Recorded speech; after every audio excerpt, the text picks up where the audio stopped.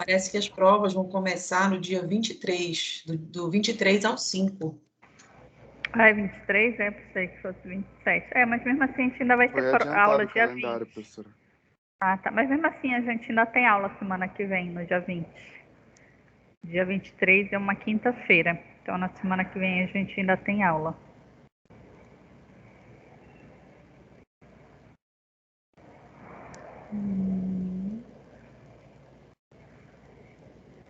Não tá aparecendo.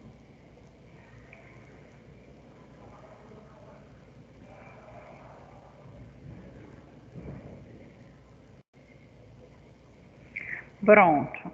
Então, hoje nós ficamos de dar continuidade a partir daqui do item 3, onde a gente vai falar da diagnose e a intervenção clínica, uma experiência de campo.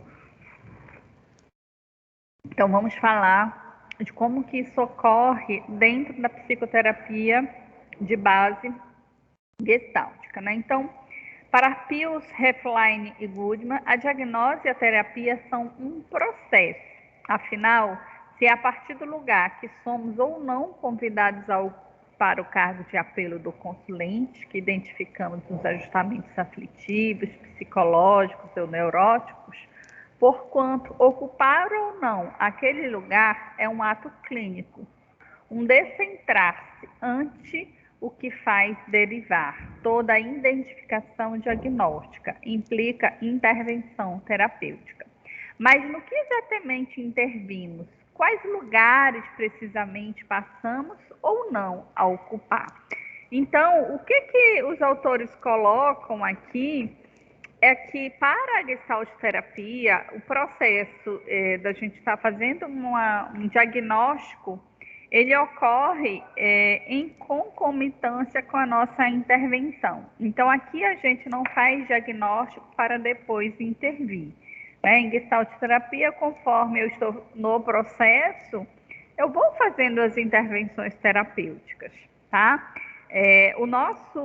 Nossa intervenção clínica, como é colocado aqui, é uma experiência de campo, ou seja, é aquilo que está ocorrendo neste campo, neste exato momento, aqui e agora. Então, baseado neste momento é que nós vamos estar intervindo, a gente não vai intervir depois, eu vou intervir agora, quando este fenômeno está, então, se apresentando até mim, né?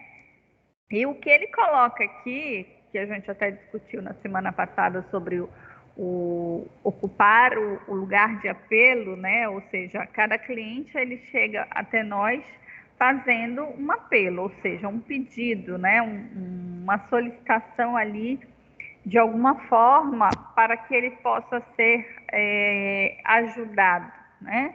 E nesse processo de apelo, nós então conseguimos identificar, pela forma com que esse pedido nos é feito, nós então identificamos se esse cliente ele está dentro de um ajustamento aflitivo, dentro de um ajustamento psicótico ou dentro de um ajustamento neurótico.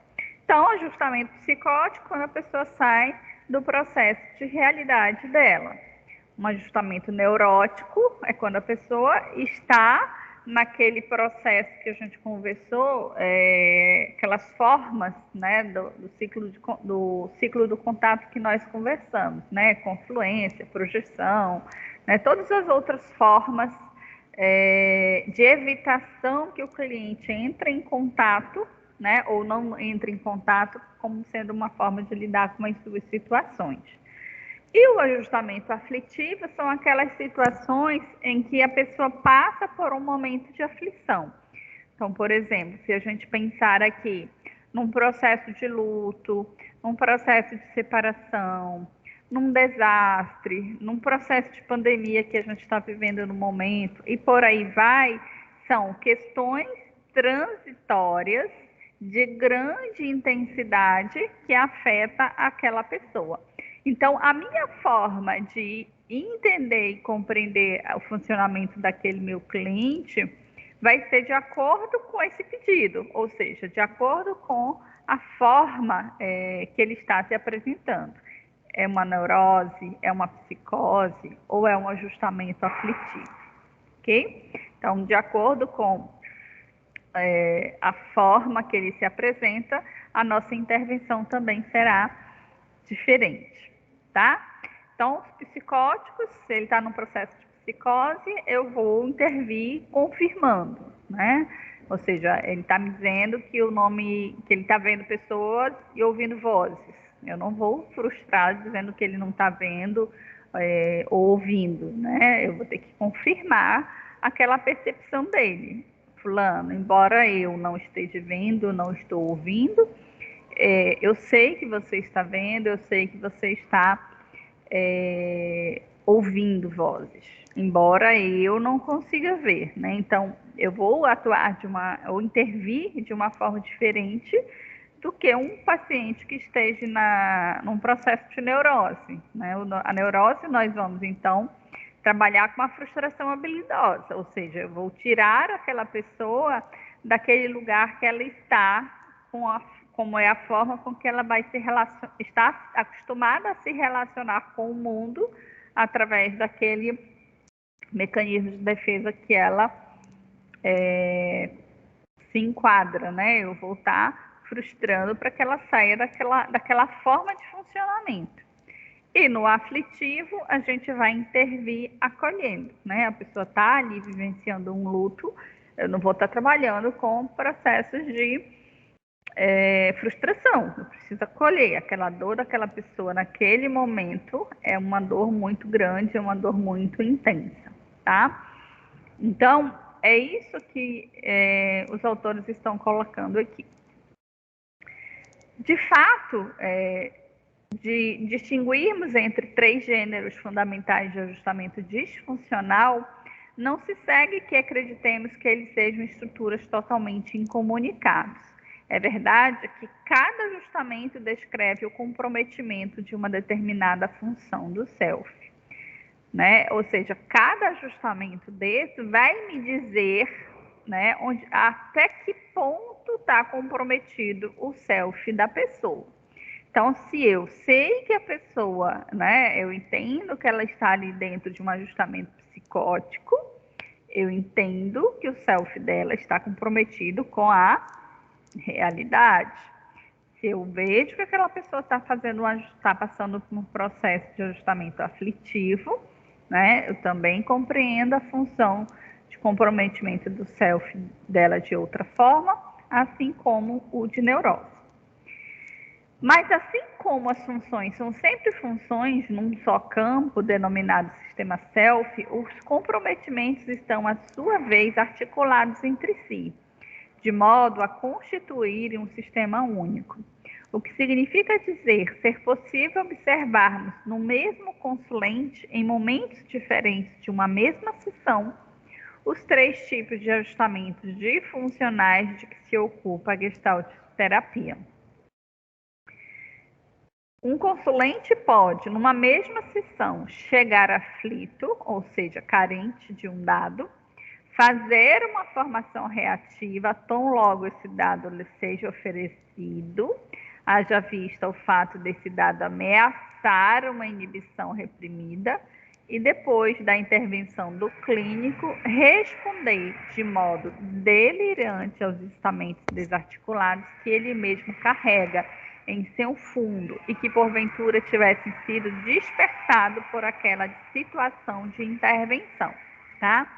Então, o que as autoras colocam aqui? Embora nós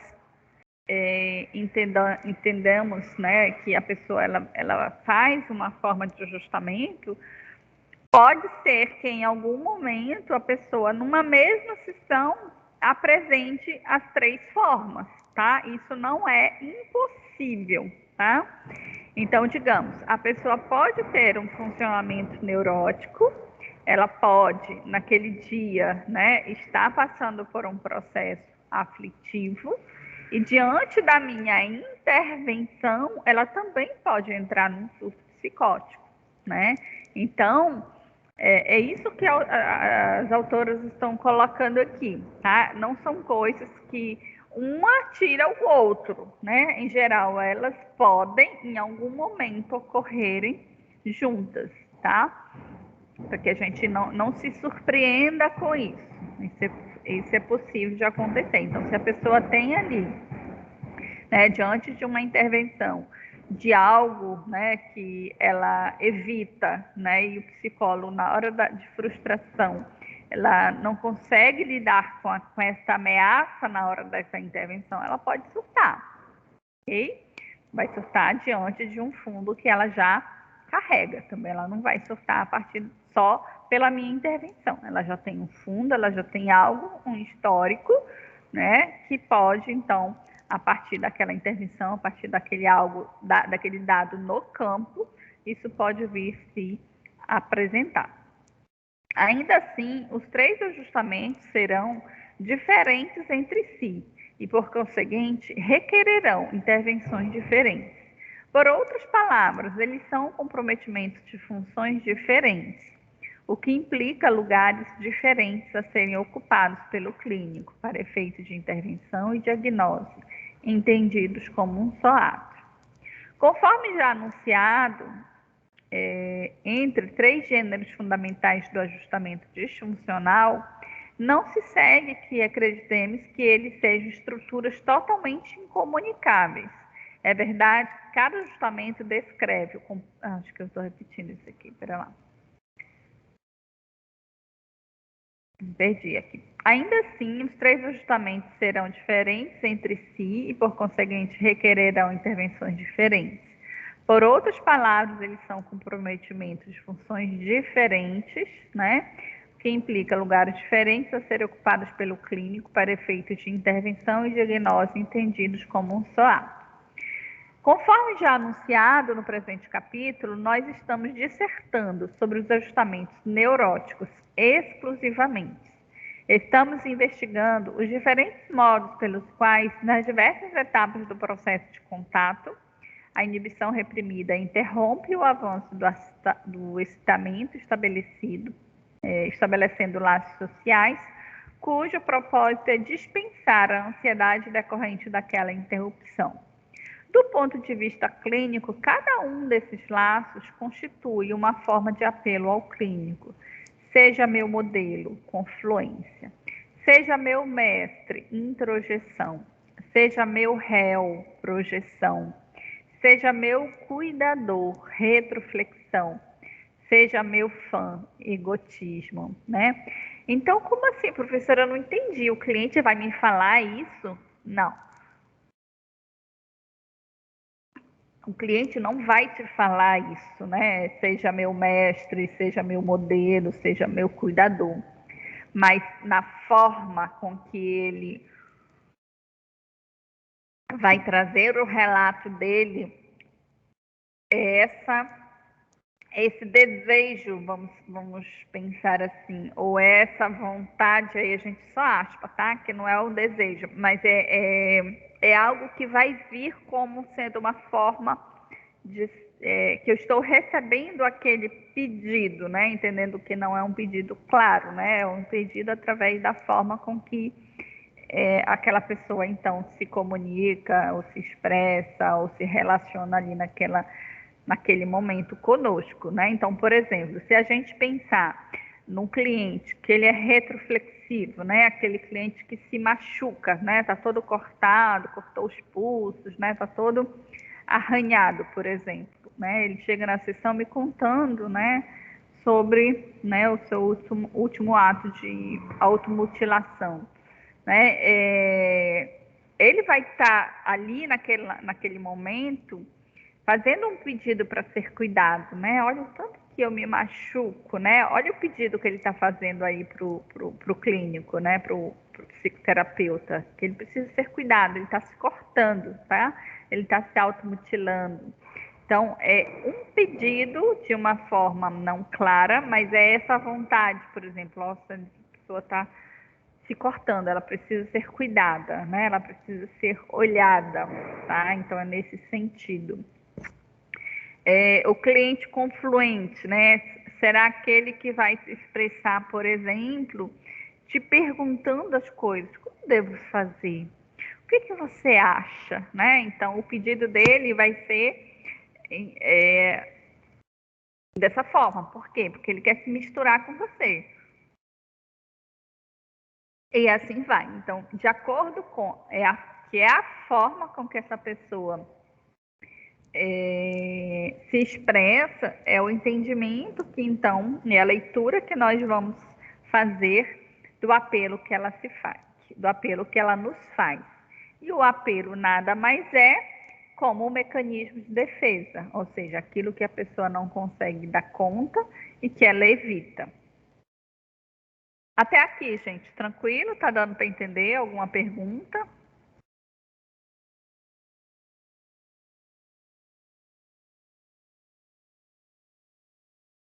Tá tudo bem, professora.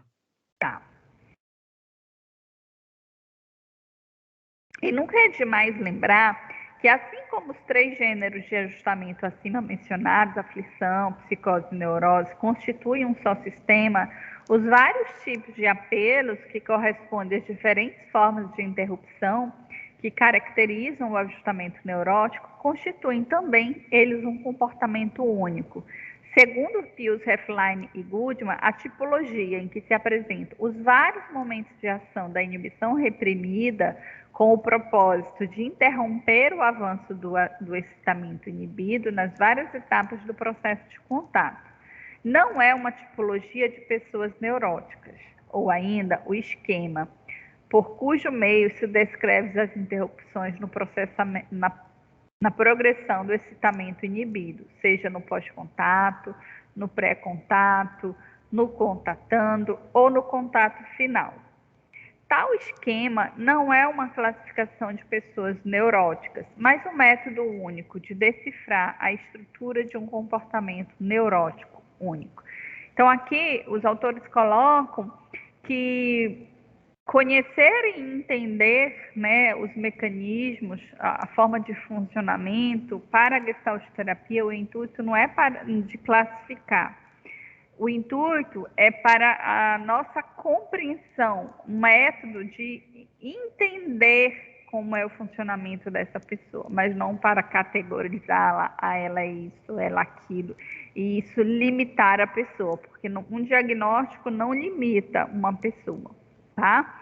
É a nossa forma de compreender, para que eu, então, tenha um entendimento de que forma eu preciso intervir com aquele meu cliente.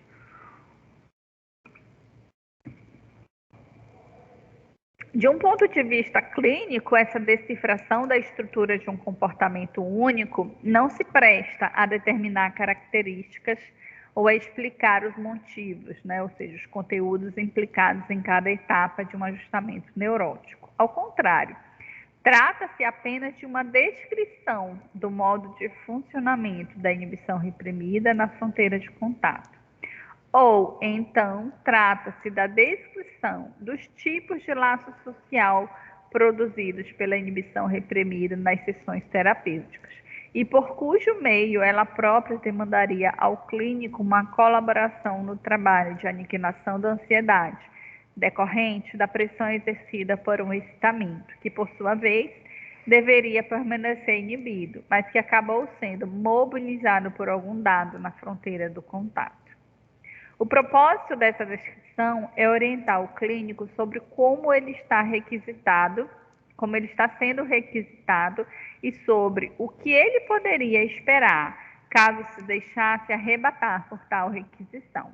Afinal, se o ajustamento neurótico é um comportamento único, os vários tipos de laço social produzidos pela inibição reprimida na sessão estão articulados entre si. Essa orientação, obviamente, não tem em vista capacitar o clínico para que, dessa forma, ele possa corresponder aos apelos estabelecidos pela inibição reprimida no interior de cada ajustamento. Trata-se, ao contrário, de oferecer ao clínico um panorama amplo sobre os possíveis modos de conexão dos ajustamentos entre si, o qual favoreça o trabalho de frustração habilidosa de cada qual. Ou seja, né, o que eles estão querendo dizer aqui? Que eu compreendendo a forma de intervenção, né, eu compreendendo a forma com que essa pessoa faz o pedido ou a forma com que ela se ajusta, né, entendendo qual é a forma de funcionamento dela, então eu eu saberei de que forma eu vou frustrá-lo, ou seja, a minha intervenção clínica será, então, em cima da forma de funcionamento dessa pessoa, tá? Para isso eu preciso entender como ela funciona e intervir de acordo com o funcionamento dela. Então, vamos pensar numa pessoa que é confluente, que vai me pedir opinião, né? E aí, o que eu devo fazer? O que você acha? Eu preciso frustrá-la perguntando, né? O que você quer fazer? Né? Eu devolvo, né? Eu vou frustrá-la naquilo que ela não consegue fazer, que é escolher, né? Ela se mistura com o outro para não ter que escolher, ela se conflui, né? E aí eu vou frustrá-la naquilo que ela não consegue, naquilo que ela evita, para que isso, né, comece então a ser desenvolvido. Então vamos agora aprofundar a frustração habilidosa como estilo de intervenção. A intervenção clínica nos ajustamentos neuróticos visa estabelecer uma relação de campo, uma situação de contato em que possam figurar, por um lado, a inibição reprimida, que está a atuar nos ajustamentos neuróticos, e, por outro, a angústia caracterizada da presença de algo que se repete, como função id. No presente tópico, vamos discutir a ação do clínico no que tange ao surgimento da inibição reprimida. Tal ação, conforme já mencionamos, é a pontuação da forma como o consulente habitualmente interrompe seu próprio fluxo de excitamentos. Para fazer essa pontuação, também vimos, o clínico precisa se deixar descentrar pelos apelos que tais interrupções lhe dirigem. O que não quer dizer que deva ser condescendente a eles. Ao contrário, para Pius, muito especialmente a intervenção gestáltica nos ajustamentos neuróticos é, fundamentalmente, uma tentativa de frustração habilidosa dos apelos veiculados por aqueles ajustamentos. Habilidosa em dois sentidos. Primeiramente, porque estabelecida em um contexto no qual o consulente está protegido. Também porque é eticamente comprometida com a promoção da autonomia da função do ego no consulente, e não com a vaidade do clínico. Para Pius, existem tantas formas de frustração habilidosa dos ajustamentos neuróticos quanto a criatividade do clínico permitir existirem. De modo geral, pode-se dizer que as frustrações habilidosas são intervenções clínicas, por cujo meio o clínico não atende ao apelo que o consulente lhe dirige. Para atuar como modelo, como mestre, réu, cuidador, fã, um simples olhar, um bocejo, uma interrupção da frase, o permanecer em silêncio, às vezes são mais que suficientes para estabelecer tal frustração. Então, aqui as autoras, né, os autores colocam que a intervenção, né, para a frustração não é só com uma frase. Por exemplo, dessa questão aí do exemplo do confluente que eu dei foi através de uma intervenção de uma frase. Mas, às vezes, a nossa intervenção, dependendo do jeito que aquilo chegar até nós, daquele apelo que está sendo dito, pode ser eu ficar em silêncio diante de uma pergunta, pode ser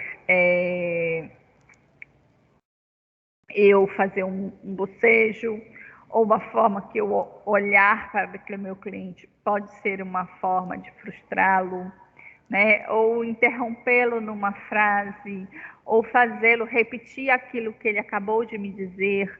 São formas de intervenção que eu vou, então, com a minha habilidade, pelo que está sendo dito, pelo aquilo que está se apresentando no campo, então, fazer a minha intervenção. Via de regra, se o clínico está descentrado no fluxo do consulente, essas atitudes estão integradas ao ajustamento que o consulente desempenha, tá? Então, se eu estou descentrado no fluxo do consulente, ou seja, se eu não estou ali conectado, né, com aquilo que está apresentando, eu posso entrar no pedido se eu não estou muito atento, né, àquele processo, eu posso entrar, né, naquela forma de funcionamento do meu cliente se eu me perceber. Então, para isso, o clínico ele precisa estar sempre com as suas questões pessoais muito bem trabalhadas para que nós não deixe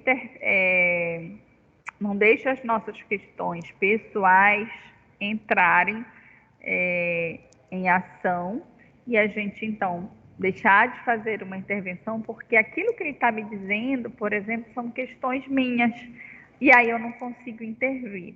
Exemplo, se eu enquanto psicoterapeuta, sou uma pessoa que tem um funcionamento confluente, não tenho percepção disso e nem tenho isso muito trabalhado, diante do meu apelo, né, diante de um apelo do meu cliente, por exemplo, de me perguntar as coisas, eu poderei responder, você deve fazer tal coisa.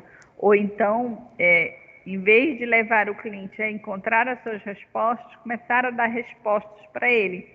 Então, se isso acontecer, é porque eu não estou com as minhas questões bem trabalhadas, eu não estou dando conta do meu próprio forma de funcionamento.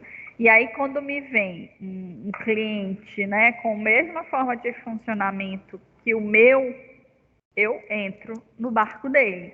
Então, por isso, e aí eu acabo, ao invés de ajudá-lo, intervindo e frustrando, eu acabo fazendo o que todo mundo lá fora do consultório também está fazendo, né, que mantendo a forma de funcionamento dele. Tá? Deu para entender, gente?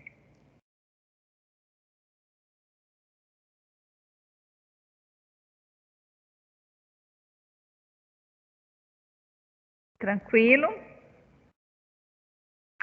Então vamos lá. Se este demanda com seu falatório seja meu fã, o clínico pode inventar múltiplas maneiras de mostrar desinteresse ou desconfiança relativamente a esse ajustamento egotista.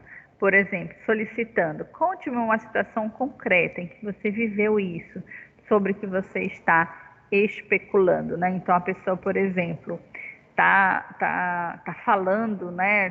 Se vangloriando, né? E aí querendo que, por exemplo, um pedido que ela nos faz é que a gente se encante com aquela fala. E aí eu vou frustrá-la pedindo que ela me conte uma situação real de algo que ela confirme aquilo que ela está me dizendo, que ela é o máximo, por exemplo. Me conte uma situação concreta que você é o máximo, né? E na hora que a pessoa vai descrever, por exemplo, ela se desmonta, né? Então, é uma forma dela entrar em contato através da minha frustração, né? Eu não me encantei com aquilo que ela está me dizendo, né? Eu frustrei, pedi para ela me dar um exemplo e aí ela pôde entrar em contato. No caso de o ajustamento ser uma retroflexão, ou seja, um pedido de cuidado, o clínico pode perguntar: o fato de você me dizer que é um fracassado modifica em alguma medida a possibilidade de realmente você ser um fracassado, né? Ou seja, a pessoa está se fazendo ali de coitada, ela quer a nossa piedade e eu vou então frustrá-la, né? Para que ela então saia dessa condição de ser coitadinha, né? De precisar ser cuidada. Se logo a seguir o consulente fizer um ajustamento projetivo acusando alguém ou o próprio clínico de alguma coisa, este pode propor ao consulente que troque de lugar com o acusado, um experimento de cadeira vazia, por exemplo, e possa dizer o que acontece consigo nesse novo lugar. Né? Então, ele está me dizendo, né? Ele está falando uma coisa que minha mãe isso, minha mãe aquilo, nananana, e aí eu faço uma intervenção de cadeira vazia. Troque de lugar. Seja agora sua mãe, né? E aí eu começo a fazer a intervenção da cadeira vazia. Agora volte, seja novamente você, né? Então eu vou fazer com que esse meu cliente entre em contato com aquilo que ele está fazendo, que é o funcionamento projetivo, que é culpabilizar o outro, né? E aí no experimento ele consegue entrar em contato com isso. É frequente, depois de intervenções que debelem um ajustamento projetivo, o consulente se aperceber de sua implicação na projeção e imediatamente se afixar a um propósito de mudança. Nesse sentido, ele pode solicitar ao clínico que ele lhe diga se o que ele está pensando fazer está certo. A esse pedido introjetivo, seja meu mestre, meu orientador, o clínico pode desorientar dizendo: o que lhe faz acreditar que você realmente quer mudar, né? Então, fiz a intervenção da cadeira vazia, né? Ele percebeu o modo de funcionamento dele, projetivo, e ele disse: é verdade, eu quero mudar, eu quero fazer diferente, né? E aí, ele então começa a fazer uma outra forma de funcionamento, né? Ele então faz um pedido, né? O que você acha que eu devo fazer? Né? Em seguida da intervenção que foi feita da projeção. Aí a gente faz uma nova frustração habilidosa, para que ele entre em contato pela nova forma de funcionamento que ele está ali fazendo. E continua o quê? Evitando de entrar em contato com aquilo que ele evita, né? Ou seja, ele continua terceirizando a responsabilidade por aquilo que é dele. Então, isso pode levar o consulente a se deparar com as suas próprias necessidades e não as encontrando como se presume num ajustamento confluente de chofre devolver a pergunta ao clínico: o que eu devo querer? Você o sabe? Para sair dessa condição de modelo a quem o consulente imita, reproduzindo o comportamento interrogativo, o clínico pode pontuar a posição corporal, o tônus muscular, o tom de voz com a qual o consulente faz a pergunta, tá? Então, eu também posso intervir com a observação do não verbal dessa pessoa, tá?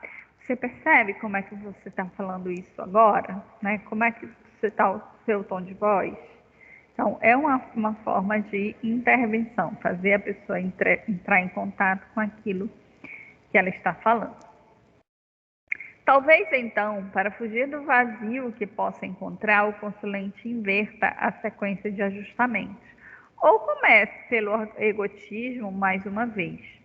E essa dialética pode se prolongar nas sessões por meses, até que o clínico se torne mais íntimo dos ajustamentos e, por conseguinte, uma ameaça mais intensa à inibição reprimida. As possibilidades de acontecer uma formação reativa aumenta e, com ela, o risco de o consulente abandonar o tratamento ou, finalmente, entrar em contato com seus próprios excitamentos, tá? Então, o que seria essa formação reativa, né? Como o próprio nome sugere, é a reação que a pessoa vai ter em cima daquela intervenção. Então, dependendo, né, da forma de intervenção, do grau de vínculo estabelecido, ou no tempo da própria pessoa, se ela está preparada para o processo de mudança ou não, né, isso poderá fazer com que a pessoa continue o processo ou mesmo fazer com que a pessoa abandone o processo. Então, muitos clientes, quando a gente entra no ponto, né, entra em contato com aquilo que efetivamente precisa ser trabalhado, a pessoa não dá conta e ela abandona o processo, tá? Isso é muito comum. E aí é porque ela ainda não está pronta para o processo, tá? É importante não confundir as intervenções do clínico com interpretações sobre quais haveriam de ser os excitamentos que o consulente estaria a interromper. Diferentemente da postura interpretativa, a postura de confrontação não é uma tentativa de costurar, de dar sentido, buscar o excitamento inibido ou a inibição reprimida. Isso não só pouparia o consulente de fazer operar uma função de ego, como poderia expulsá-lo da terapia. O consulente poderia se sentir invadido ou cobrado por palavras que, em verdade, não foi o clínico quem as introduziu na sessão, tá? Ou então o consulente, bem aqui, vamos parar aqui para explicar isso aqui, né? O consulente poderia se sentir invadido ou cobrado por palavras que, em verdade, foi o clínico quem as introduziu na sessão. Então, a Gestalt terapia, ela não trabalha com intervenção já, com interpretação. Ela trabalha com descrição e compreensão, tá?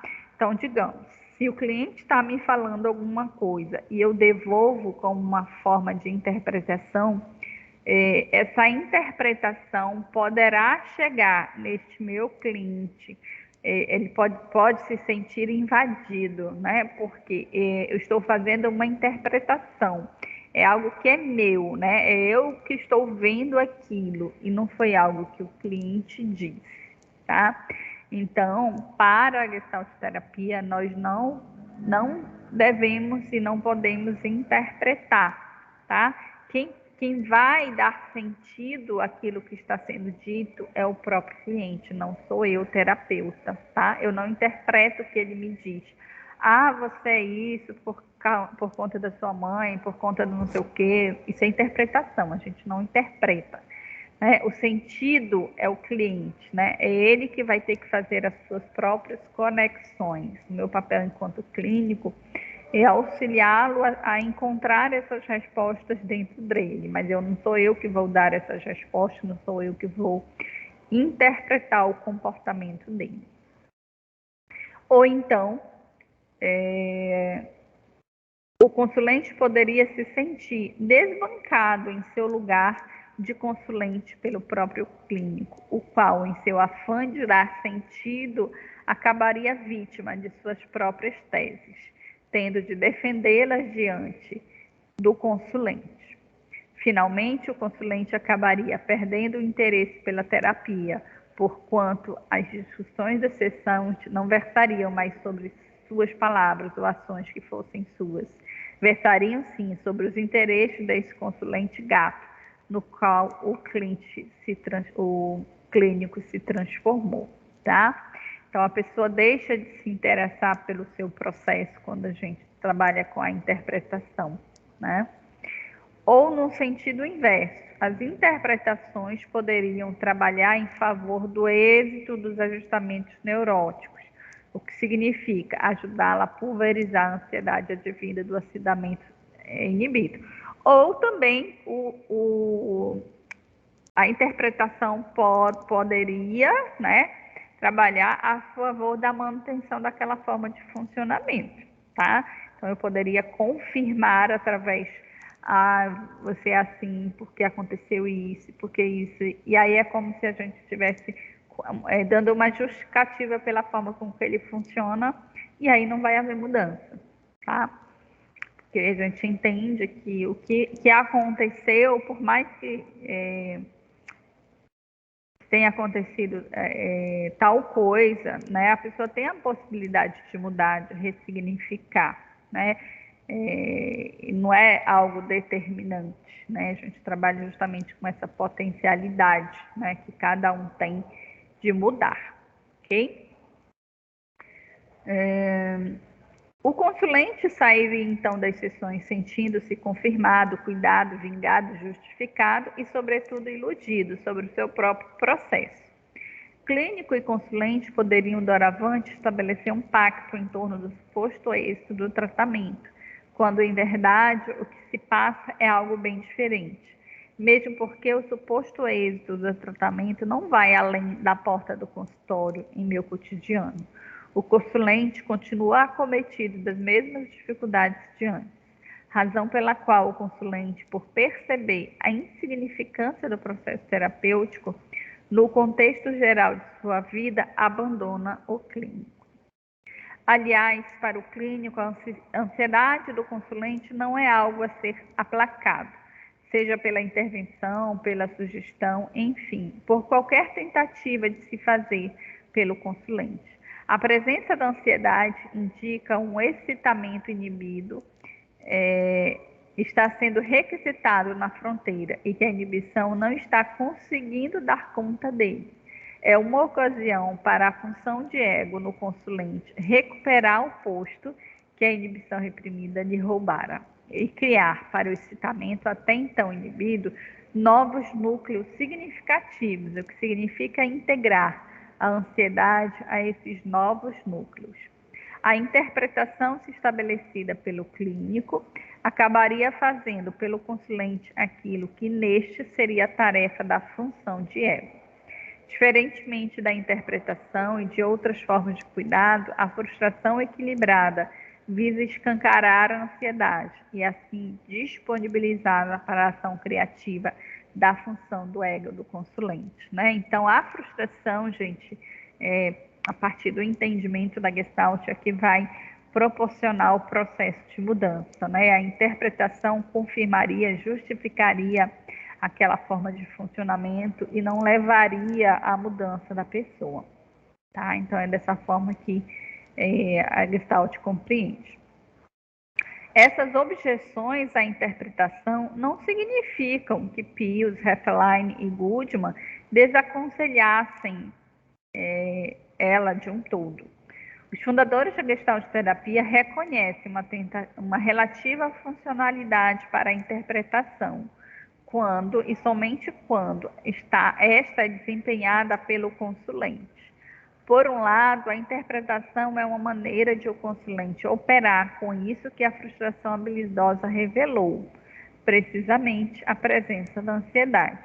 Ou, por outro lado, ela é uma das formas com as quais o consulente pode enfrentar a própria inibição reprimida, depois que ela se manifestou em um experimento proposto pelo clínico. Um desses experimentos pode ser, por exemplo, a própria associação livre, desde que esta não seja entendida como a metabase de onde o analista retiraria o material para as interpretações. É preciso aqui apresentar as reservas de Pius, Heffeline e Goodman sobre a função da associação livre nas sessões terapêuticas. A genialidade da psicanálise foi mostrar que essas associações livres não se sucediam, de fato, meramente por essa lei de associação por partes, mas exatamente elas tinham uma tendência a se organizar em todos ou conjuntos significativos e a prosseguir numa determinada direção, e que esses conjuntos significativos tinham uma relação importante, significativa com o estímulo original, o detalhe do sonho e com o problema subjacente do paciente. O paciente não estava, de fato, produzindo mecanicamente o fluxo, mas estava, embora não tivesse consciência disso, expressando determinadas tendências, retornando a certas necessidades emocionais e tentando preencher uma figura inacabada. Isso foi naturalmente uma prova fundamental da existência do inconsciente. O problema é se isto é útil para a psicoterapia. Evidentemente, Pius, Heffeline e Goodman não utilizam a associação livre visando os mesmos fins almejados pela psicanálise. Não se trata de esperar, por meio da associação livre, que o consulente se aperceba de um desejo inconsciente. A associação livre não é, para eles, uma metodologia de acesso ao inconsciente. Trata-se de uma provocação que o clínico dirige ao consulente, ou trata-se de um experimento de linguagem cujo propósito é quebrar o controle rígido, egotista com o qual o consulente costumeiramente dissimula sua ansiedade, tá? Então, aqui, eles dizem, o que eles querem dizer nessa parte, né, do artigo, é que a interpretação não é que ela não exista e não que ela não possa ser feita, mas quem tem que interpretar as suas questões é o próprio cliente, né? É ele quem tem que costurar, tá? E a forma de intervenção, né? Por exemplo, ele deu o exemplo aí da associação livre, né? Da psicanálise, que é para chegar a interpretações, chegar às questões inconscientes. né, dentro da Gestalt, se a gente utilizar isso em forma de experimento para a pessoa ir fazendo as associações, na verdade, não é com este objetivo, mas de levá-la a uma frustração, para ela se aperceber daquilo que ela não tá conseguindo entrar em contato, tá? Por exemplo, se a gente pensar, né, o cliente ele chega nos contando sobre um sonho que ele teve, né? E aí ele vai querer uma interpretação, né? Se eu sou da psicanálise, eu vou tentar vou trabalhar com a interpretação do sonho, mas se eu sou da Gestalt, eu vou trabalhar o que aquele sonho significa para esta pessoa, tá? Então, minha forma de intervenção em cima desse sonho será uma outra forma, de acordo com o conteúdo que esse cliente me traz, de acordo com a forma de funcionamento dele, ok? Então, é o sentido que ele vai dar ao seu próprio sonho, não é o significado oculto do sonho. Existe uma virtude mais essencial na livre associação, mais próxima do uso que a psicanálise classicamente fez dela. A razão pela qual se pede ao paciente que faça associações livres em lugar de contar sua história e responder a perguntas é naturalmente porque sua conversa costumeira é neuroticamente rígida, é uma integração falsa de sua experiência. A figura da qual tem consciência é confusa, obscura e desinteressante, porque o fundo contém outras figuras reprimidas das quais ele não tem consciência, mas que distraem sua atenção, absorvem energia e impedem um desenvolvimento criativo. A livre associação rompe essa relação rígida entre figura e fundo e permite que outras coisas venham para o primeiro plano, né? Então a gente faz com que a pessoa saia daquela forma de funcionamento rígida, costumeira, habitual, né, para que ela se permita a trazer novas experiências para ela, que ela então tenha novas formas de pensar, ok? Mas isso não significa necessariamente que o consulente consiga se aproximar dessas outras coisas, desses invisíveis, da própria presença da inibição reprimida ou do excitamento inibido. De um modo geral, quem se apercebe disso é o clínico, e que, com frequência, apenas o clínico. Note que o terapeuta está se concentrando no fluxo e criando figuras totais nele, achando-as e produzindo-as. Presta atenção aos conjuntos, cronometra as associações que se prolongam e que indicam resistência, percebe o tom e a expressão facial. Desse modo, torna-se consciente de algo sobre o paciente, a saber, o comportamento do paciente na inconsciência. Contudo, o objetivo da psicoterapia não é de o terapeuta ter consciência de algo a respeito do paciente, mas de o paciente ter consciência a respeito de si próprio, né? Então, esse aqui é o cerne, para que o próprio paciente tenha consciência dele mesmo. E para que o clínico se ocupe de explicar ao paciente o que ele agora sabe sobre ele, tal não faz mais de corroborar o pedido neurótico dirigido ao clínico. Explique-me, mostre-me como sou interessante e assim por diante, tá?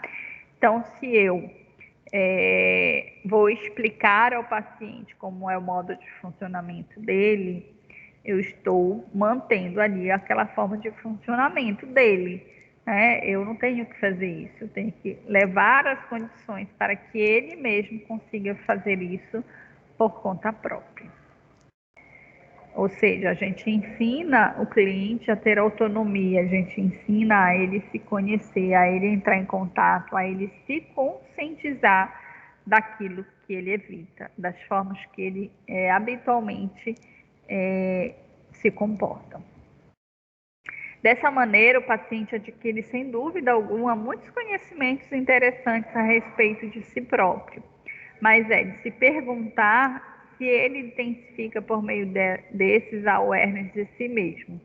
Porque o conhecimento sobre tem um certo caráter abstrato, não é pleno de interesse, além de, mais uma vez, está ocorrendo no seu contexto costumeiro de introjeção da sabedoria de uma autoridade.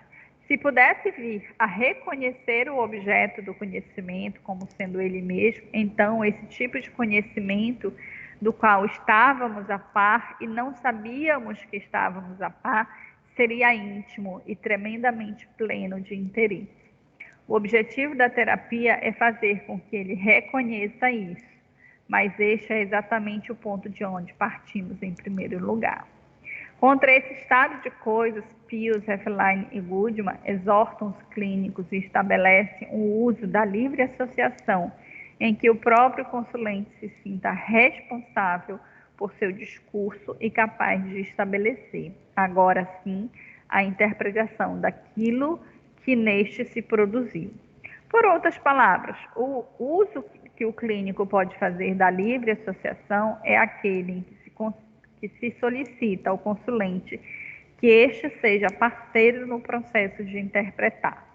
Para tanto, é importante que o clínico comece, por um lado, estabelecendo algumas interpretações que funcionem de maneira didática, encorajando o consulente a fazê-las por si. Por outro lado, é fundamental que o clínico frustre essas interpretações, denunciando as tentativas de controle da ansiedade que nelas se produziu.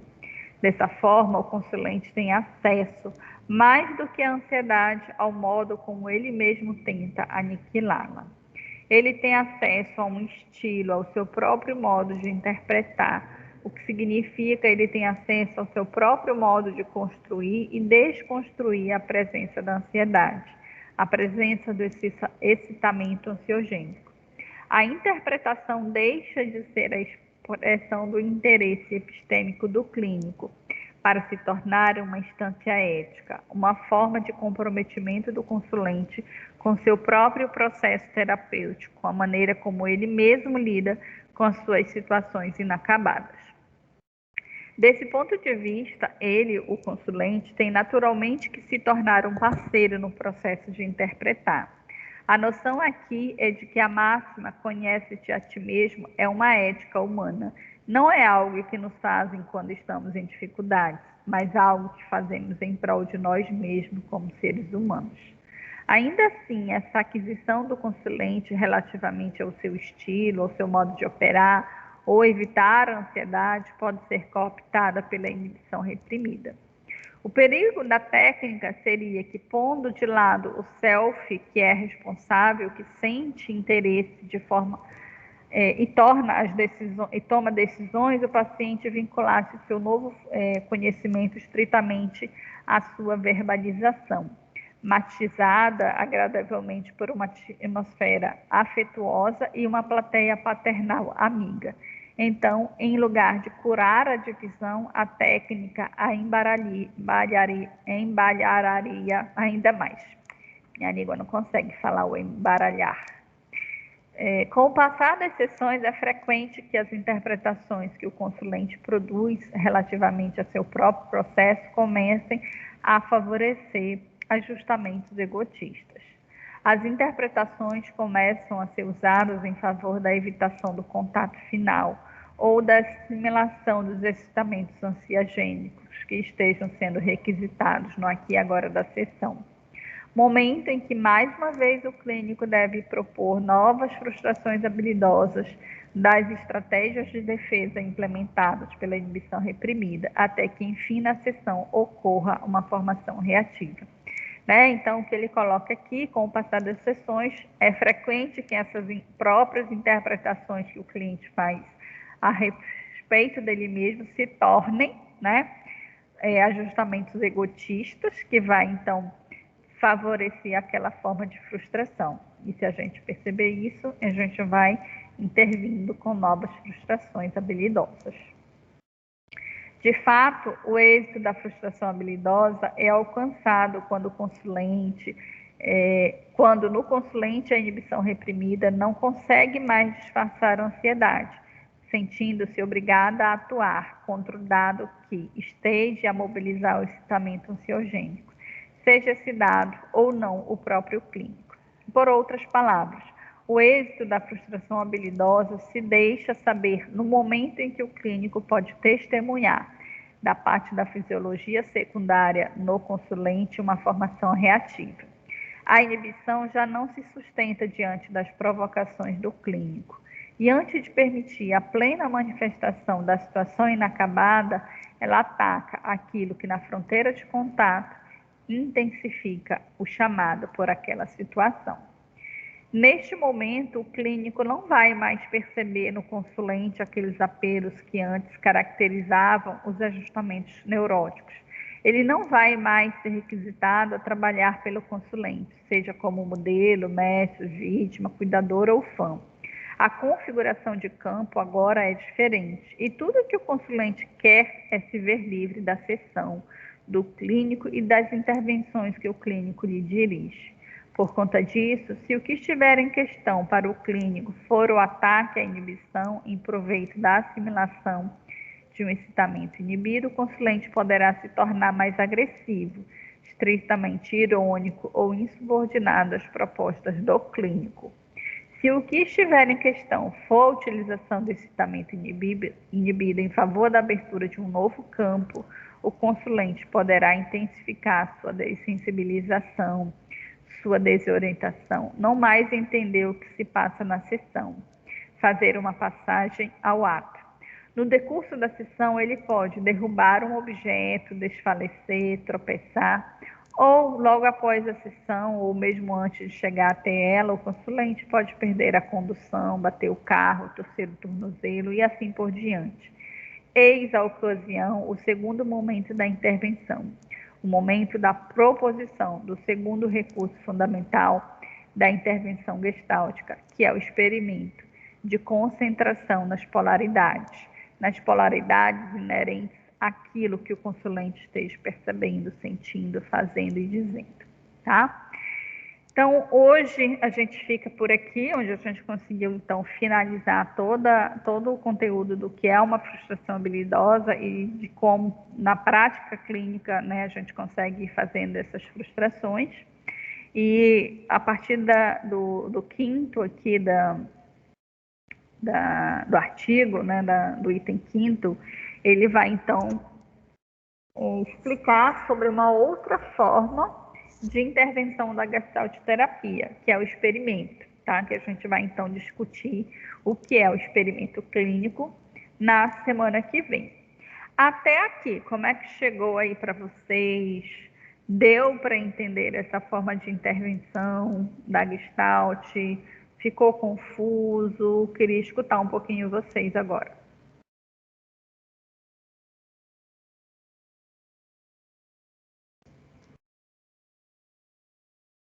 Professora, basicamente foi o que a gente viu nos seus slides, né?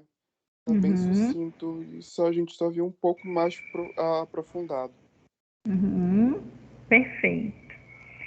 Esse artigo, né, ele é um artigo muito, muito legal, né? Apesar de em alguns momentos os autores terem algumas palavras que são bem complexas para quem ainda não é da área, né? Mas ele é bem didático no sentido de colocar do início, o meio e o fim de como se processa uma sessão dentro da abordagem da Gestalt, né, onde o cliente tem essa forma de funcionamento aí de um ajustamento neurótico, né? Então a gente consegue ver como que é o funcionamento de uma sessão e a forma de intervenção do clínico com esse tipo de cliente, tá? Então ele é bem didático, é um artigo que eu acho bem interessante desses autores, tá bom? Então beleza, gente. Na semana que vem a gente então vai conversar um pouquinho sobre a nossa prova e a gente vai fazer a leitura aqui do experimento. Se puderem, dê uma lida no restante do artigo para a semana que vem, na hora da discussão, né, ficar uma coisa mais...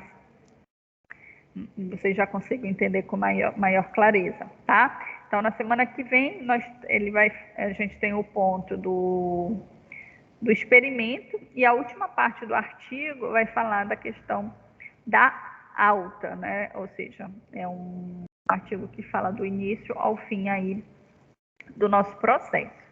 Então, boa semana para vocês e a gente se encontra na próxima segunda-feira, tá bom? Beijo grande. Tchau, professora. Boa semana para a senhora também. Tchau, obrigada.